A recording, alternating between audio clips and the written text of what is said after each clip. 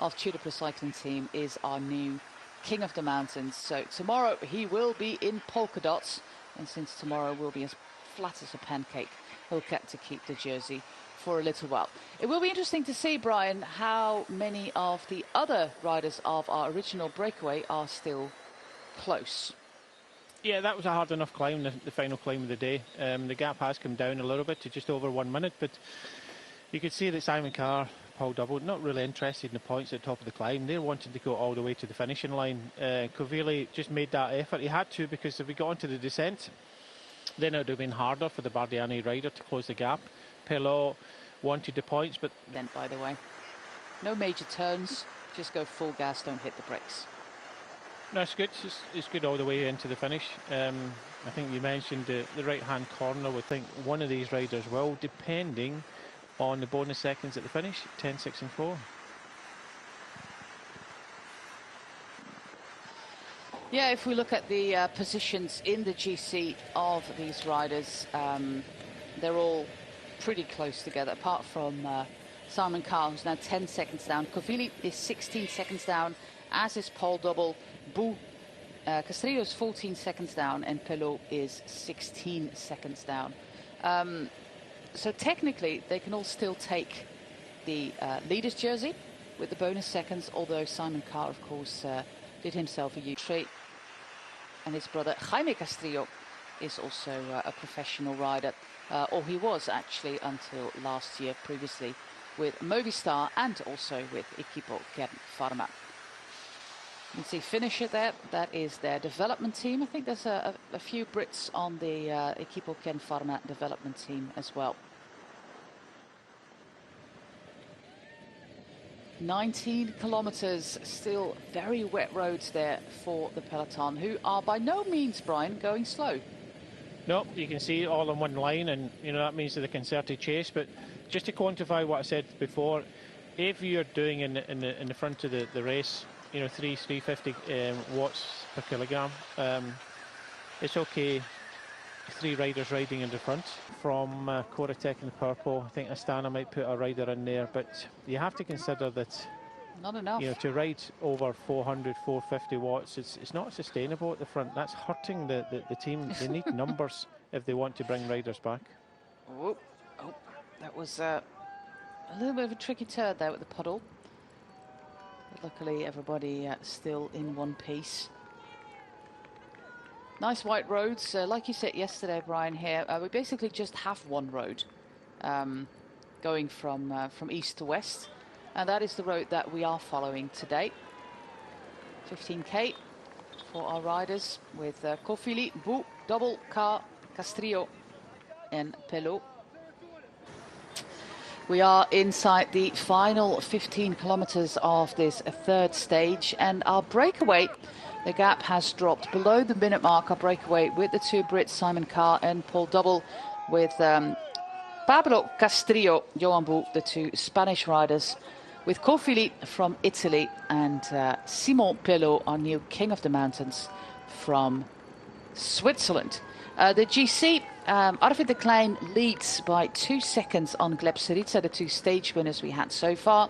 Sascha Weemans is 10 seconds back, as are Bait Sakan and Simon Carr in 3rd, 4th and 5th position. So actually still really, really close together. But like I explained before, in recent years, the difference in the final general classification between the numbers 1 and runner-up was usually around the 30-second mark. Yet 1 year it was less than 10, actually. And the biggest margin we had was 10 years ago, between Julian Arredondo, the Colombian, and Peter Weening, the Dutchman, and that was 1 minute 15. Just yet. We do know that Arvid de Klein wears the blue jersey of our leader, and Syriza wears the orange jersey. So it's not in the blue of Astana, so a little bit confusing. We do have Arvid de Klein in the blue of Astana and the blue of Astana in the orange. Because this is basically what we got so far. The front and the back, and not who's hiding in the middle.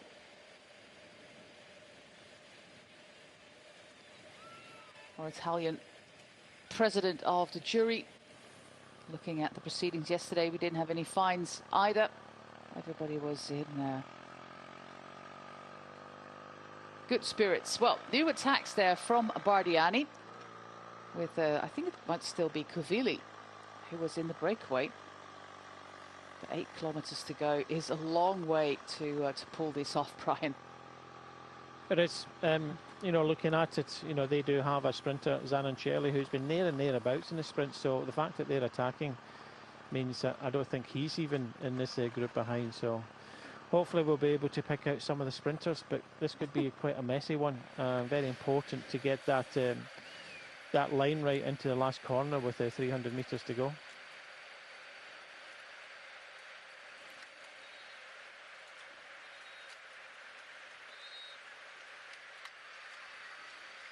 We do have Matt Bostock there with number 42. The Japanese national champion, but no Syriza. And I also don't see any blue leaders jersey or any Tudor for that matter.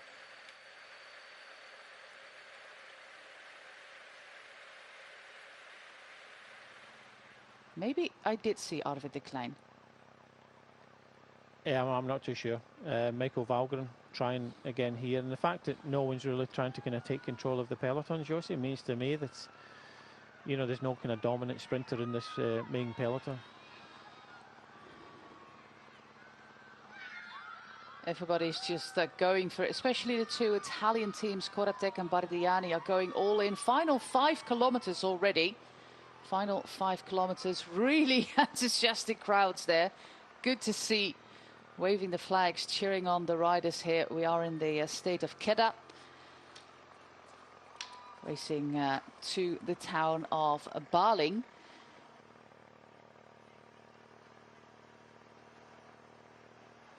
Not a really big town where we are today, but we're actually, well, not that far from, well, we're on the border with Thailand, and we're actually not that far from the coast and from Georgetown, which is, of course, the port to the island of Langkawi. We do go there tomorrow, not to the island, but do to the coast in the end. But yeah, sadly, no Langkawi holiday island for the riders this year. This is an interesting image all the way from the back, where riders are trying to hold on for dear life here. The blue of the Hengxiang team. The only one that I really recognized so far was Bostock. 4K to go. We do have an attack at the front with 3 riders, and the last time we saw them, 3 other riders were trying to bridge across. This is a rider who completely exploded. Was it 104? That can't be.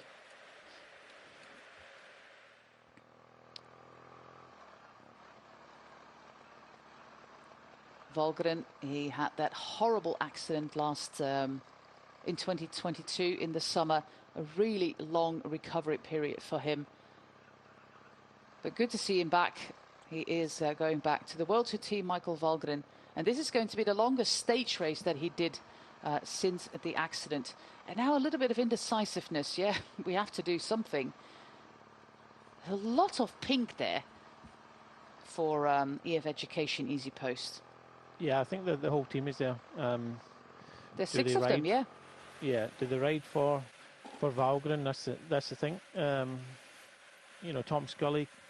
I know Tom Scully from riding in the UK. He can turn a good sprint in the end. But what did he do in this company? It's going to be, how we say, the kind of B-ranked kind of sprinters in this race. No disrespect to the others, but with Weemas, I'm still going to call him Weemas because you just do that. That's just Scottish, right? Yeah.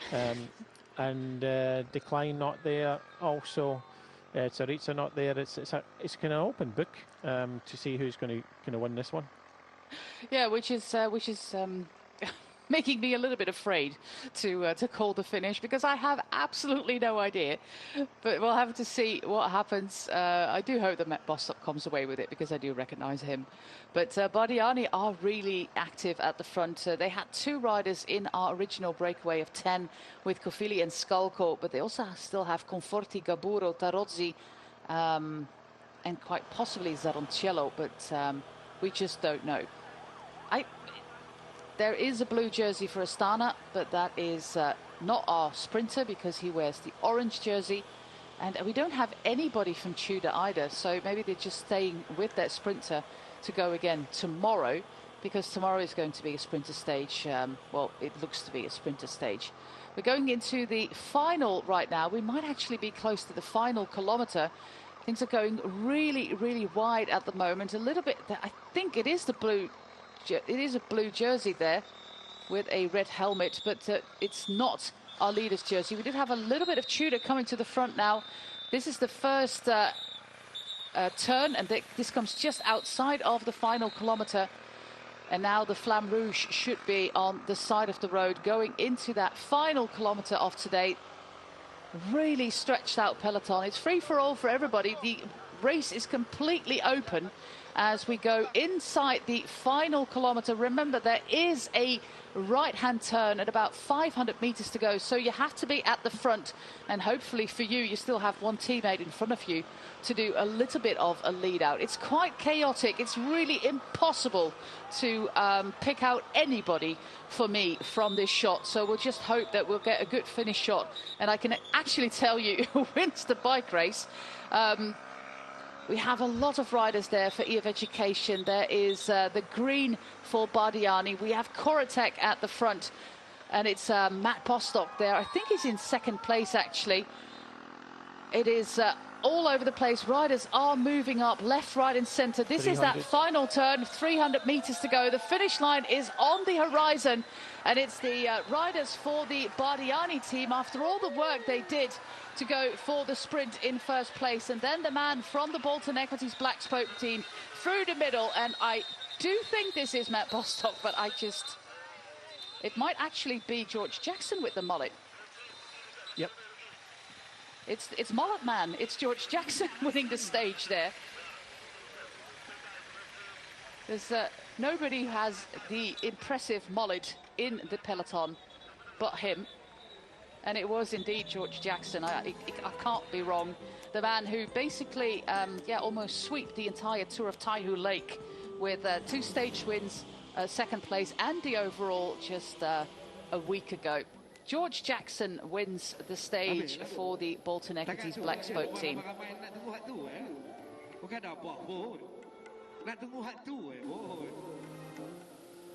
But that was chaotic, Brian.